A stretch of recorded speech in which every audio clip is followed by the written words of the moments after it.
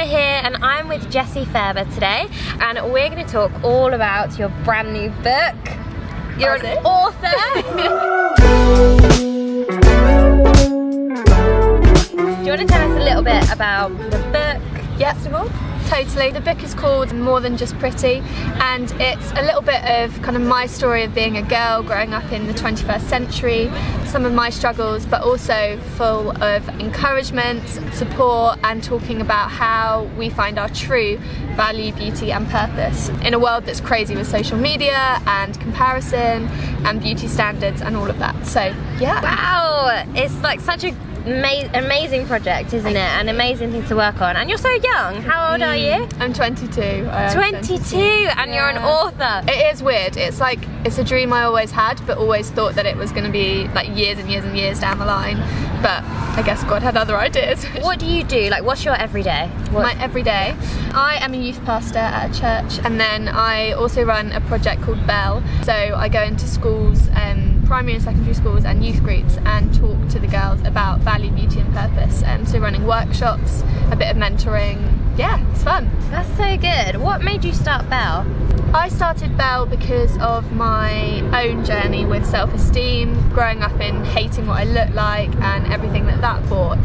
And I basically just got to a point where I was really frustrated that I couldn't see anybody doing anything about it, and I'm sure people were. I kind of saw that as God breaking my heart for what breaks his, and so took a bit of a plunge and started doing things and going into schools. Yeah, I love it. That's amazing. So you're an author, you are a youth pastor, and you run your own project ministry going into schools. Amazing.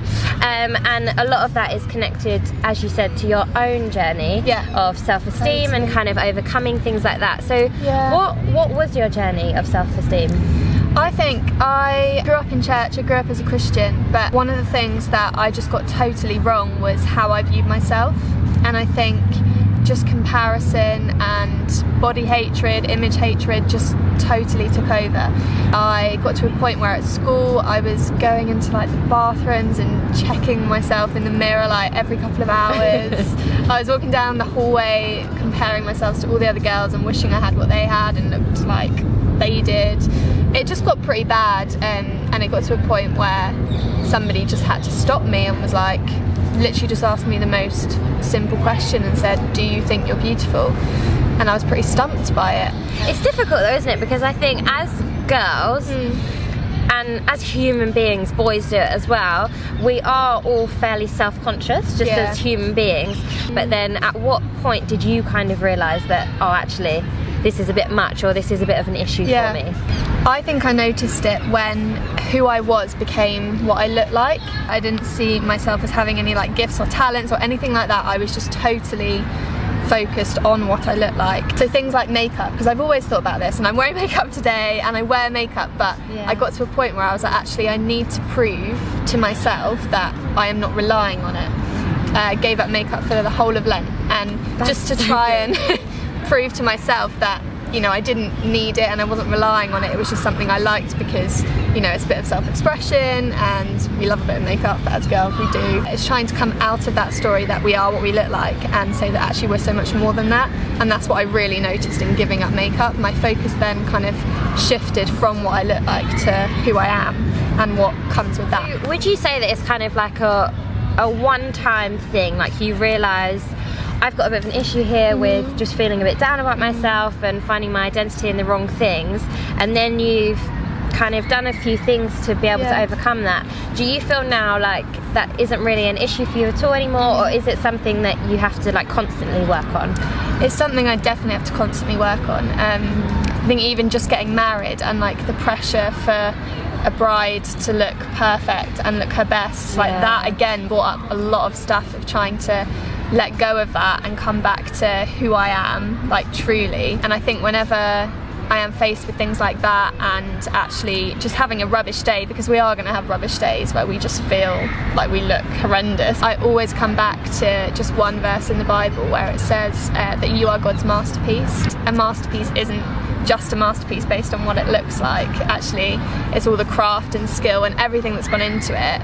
But ultimately also I am God's, like he is the final say over who I am, not other people and not even myself. So it's coming back to that every time.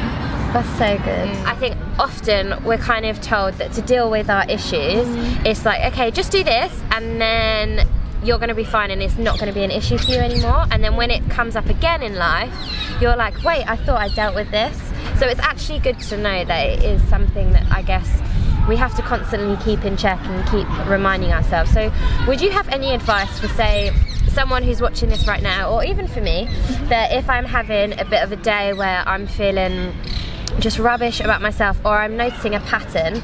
I think I'd start with saying that you're doing well, and that might sound completely off. I think so often we are our own worst critic. We just get bogged down with the negative, and then we feel like we're on this spiral of like negative thoughts and we're out of control. But I'd just come back to, actually, you are doing well.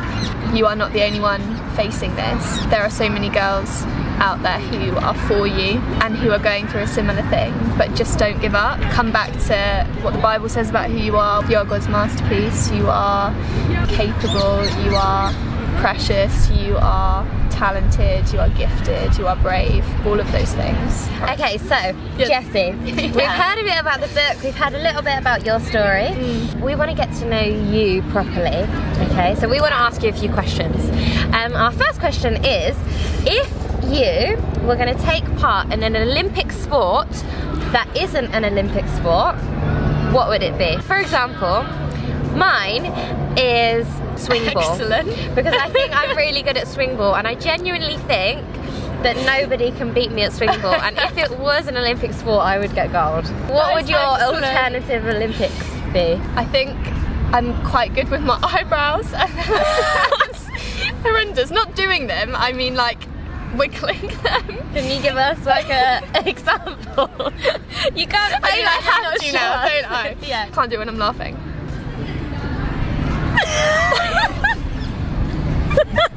Can you do the rock? The rock? The way it's like one up and down. Wow, you can! I can't do that. What is one thing that barely anybody else knows about you?